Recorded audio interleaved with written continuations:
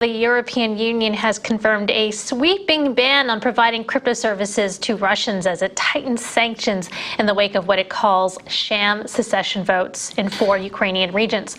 But that may not stop pro-Russian groups from trying to raise funds for Russian paramilitary operations in Ukraine using cryptocurrencies. Joining us now with details is Ari Redbord. He's the head of legal and government affairs at Risk and Compliance Manager TRM Labs.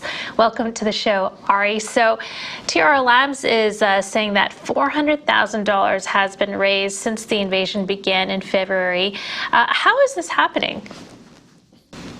First of all, thank you so much for having me. And look, really interesting story that I think we kind of all foresaw coming, several months ago in the wake of the invasion of Ukraine. But, look, we've seen a number of sort of paramilitary type groups using cryptocurrency in an attempt to raise funds. One of those groups that we've identified is Task Force Ruchich, which was described in a recent sanctions designation as a neo-Nazi paramilitary group that has participated in combat alongside Russia's military in Ukraine using pretty brutal tactics. And if you look at these numbers, it's across a series of different organizations, but really all using cryptocurrency, not in huge amounts, but to move funds outside the traditional financial system to evade U.S. sanctions and detection.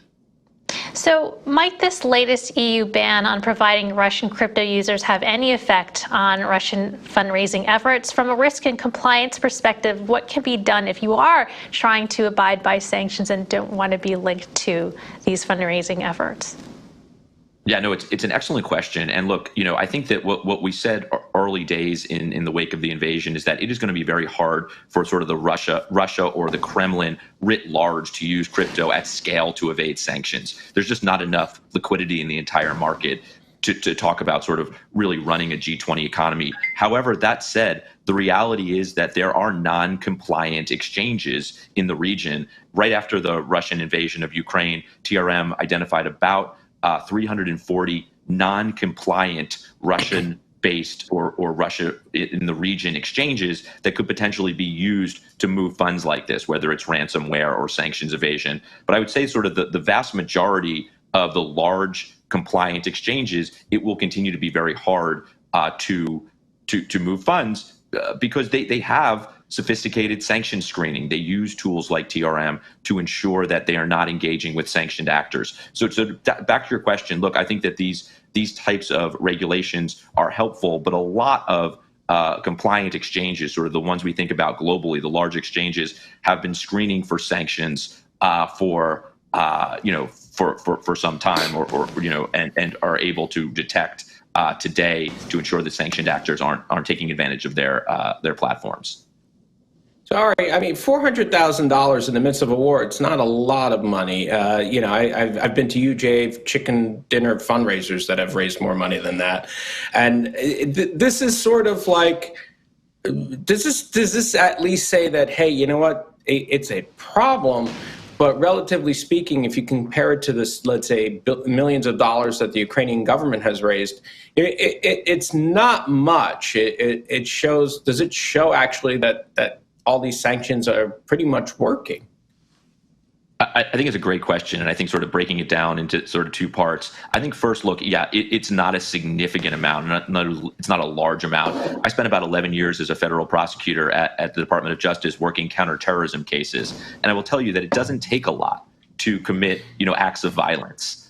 To plan sort of a terrorist attack. And in many respects, these paramilitary organizations are not sort of, large militaries, right? They're looking to create terror, to carry out attacks on a smaller scale. And this kind of money can be significant. But yeah, to your question, look, I think the great story in all of this for crypto is the almost $60,000 that has been raised in support of Ukraine during the war effort. 60 million.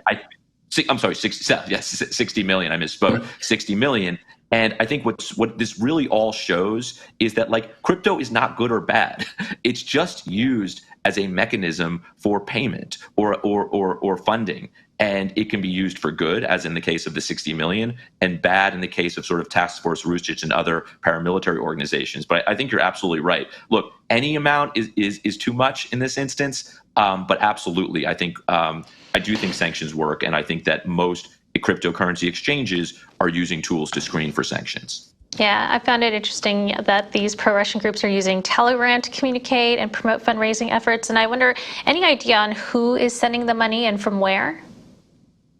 Yeah, so it's a little harder to say in terms of where folks are sending the money, but there's no question that look, just as crypto, the nature of crypto allows people to move funds outside the traditional financial system. Telegram allows people to communicate outside of traditional channels. So it's not all that surprising that sort of groups are definitely moving to Telegram to put in addresses in an end-to-end encrypted sort of way. And I think that really the key is to continue to ensure that we're able to monitor and look at these types of channels, and have some visibility there, just like it's important to have visibility on the financial flows in the crypto space. And just reflecting on this EU ban on Russian crypto users, will the ban further hurt Russian dissidents, folks who are fleeing Russia, who don't agree with the war, don't want to be involved in it, but happen to use crypto? Yeah, no, there's no question. And that was an issue that sort of came out right when the war and sort of what was expected of cryptocurrency exchanges. And there's no question. And look, I think that what we've seen here and continue to see is a real balancing. Governments globally are saying, hey, how do we stop bad actors from taking advantage of the crypto ecosystem while not affecting regular users? And I think what the EU has here decided is, look, the risk of sanctions evasion by Russian oligarchs, by the Kremlin, even potentially by groups like Task Force Rusic, we need to stop them. And to stop them, we will take steps that will ultimately affect regular users. And the reality is it will.